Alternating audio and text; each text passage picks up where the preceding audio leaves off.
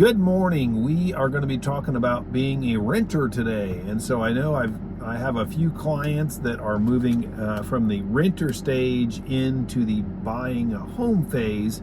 And so during this time period where it's a little more tumultuous with the inventory and interest rates going up and they're going down, and then we're seeing historic highs and historic lows, and we're seeing the largest drop here. And so I just wanted to take a few minutes and talk about being a renter and kind of when should you know the difference? When do you know that little click, the little flip a switch, it's time to go from renting into buying? And so I came up with a little bit of information here. This isn't exhaustive.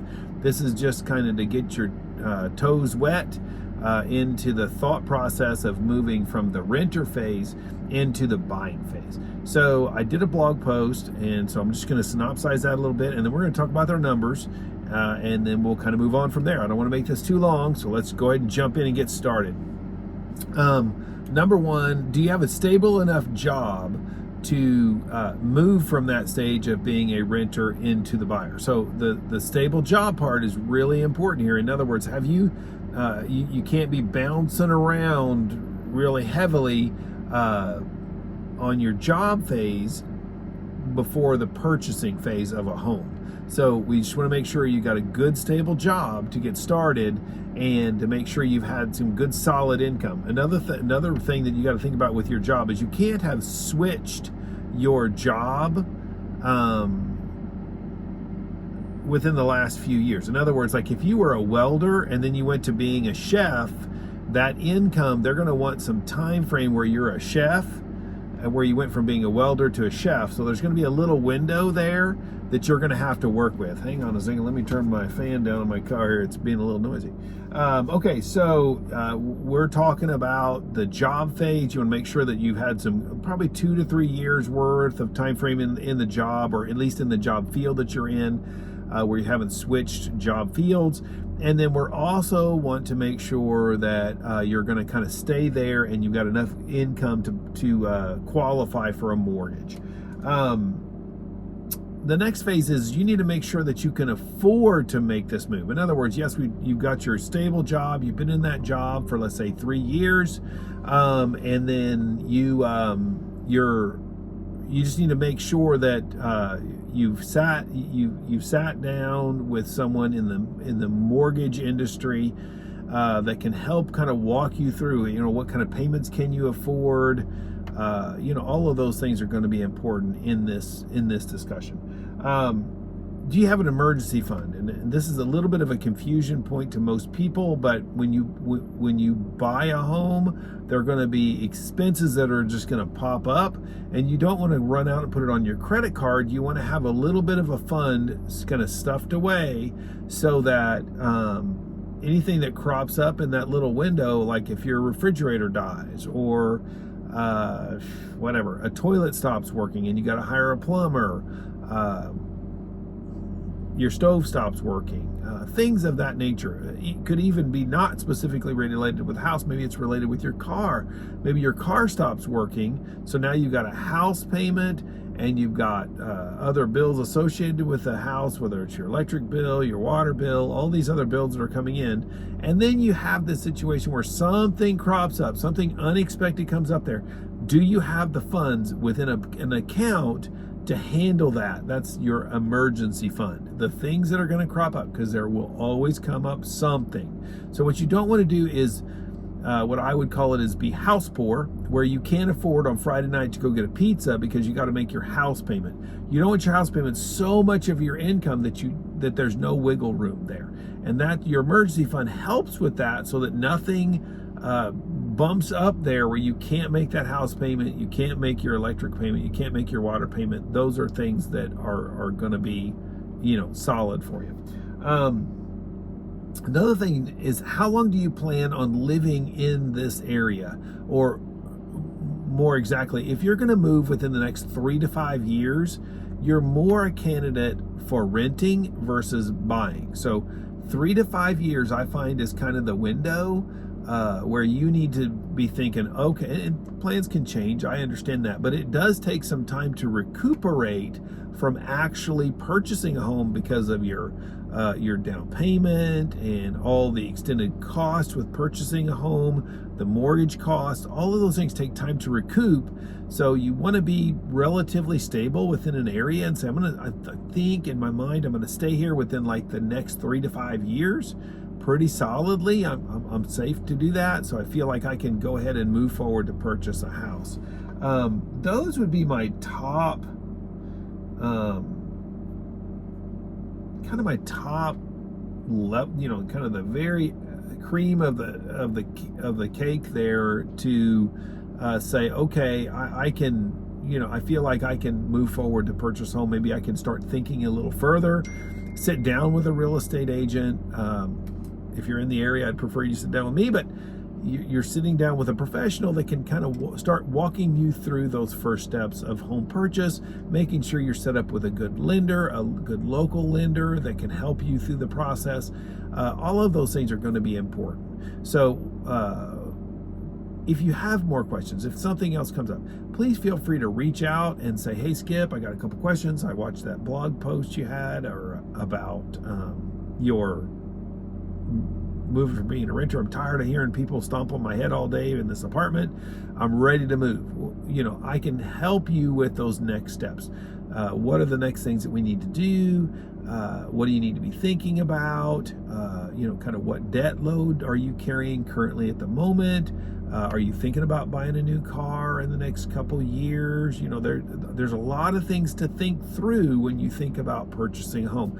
And we would love to, I would just love to sit down with you and maybe chit chat out. Maybe you're a year out.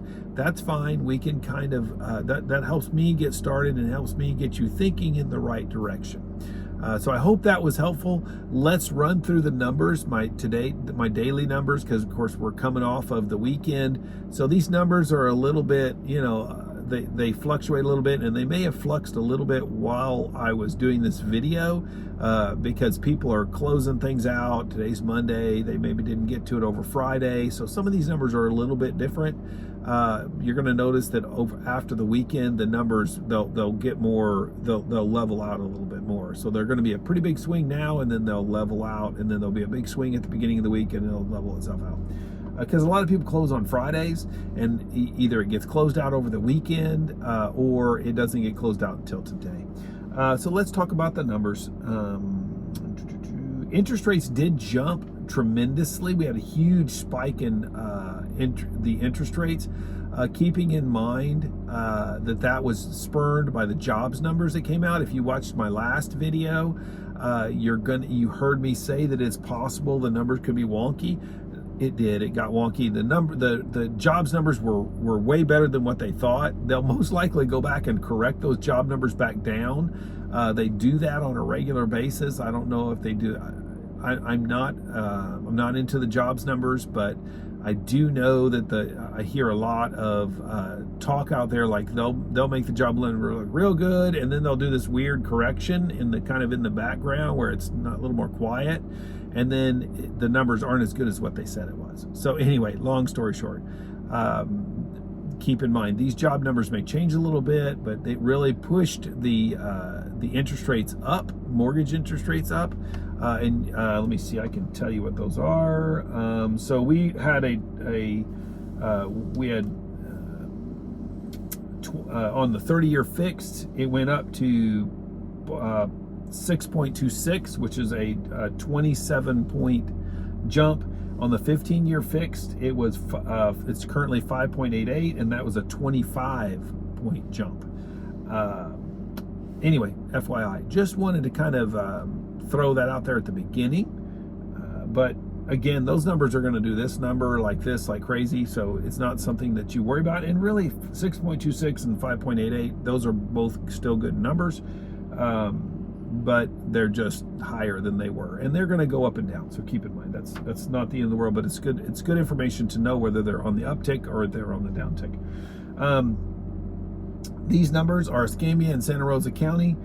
They were as of this morning when I pulled them, and so again, they move around a little bit because somebody will close one out, somebody will put one on, so that they move around a little bit, and sometimes even move while I'm in the middle of doing the numbers.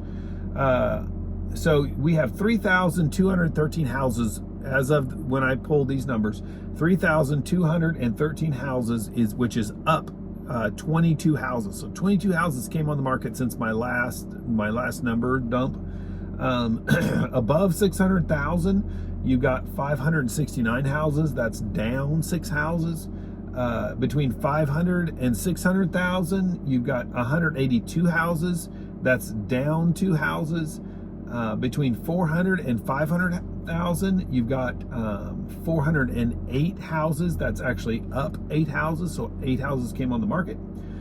Between 300 and 400,000, you've got 899 houses, which is actually up by 2.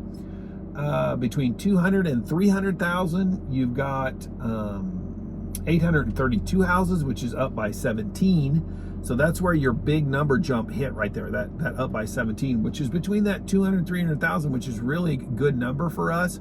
I like seeing more houses come in there because that's a real hot buying range for this area. Between 100 and 200,000, you've got 286 houses. That's actually down by 1. So over the weekend, 1 fell off, whether it was expired or whether it sold. I don't know. I didn't do a lot of digging on that one. And then under 100,000, it stayed steady. We have 33 houses. So it was flatline. There wasn't a change in that one. So, and then again, my 30-year fix is 6.26. My 15-year fix is 5.88. And again, I'm pulling those numbers. I'm pulling the housing numbers from the Pensacola Association of Realtors, and I'm pulling the mortgage numbers from Mortgage News Daily. If you go to a local lender, they're going to have more solid, like what is their interest rate number right now for the product that you're looking for. So when I say that, what I mean by that is you might be doing an FHA product or a VA or a conventional or a 20% down conventional or a 5% down conventional. All of those are going to have different interest rates attached to them. I'm giving you kind of the raw interest rate, and so those, I'm just giving you that so that you have a kind of a baseline in your mind as to what the interest rate is currently tracking at. So if you're watching these daily, what you're going to see is that the interest rate is going to flux up and down. That's why I give you how much it's gone up or how much it's gone down, so that you understand whether the number's on an uptick or a downtick. And then if you look at the blog post that this video is associated with, you can actually see there's a trend line, and it shows whether it's coming up or down. I hope this is helpful to you. I appreciate you guys sticking here to the end. If you find this information helpful, or if you know somebody that might find this information helpful, please feel free to forward it. I appreciate if you'd like and share and subscribe to my channel. I do appreciate it. It really helps the algorithm. So anyway, hope you have a great day. I appreciate you, and ready for a good week.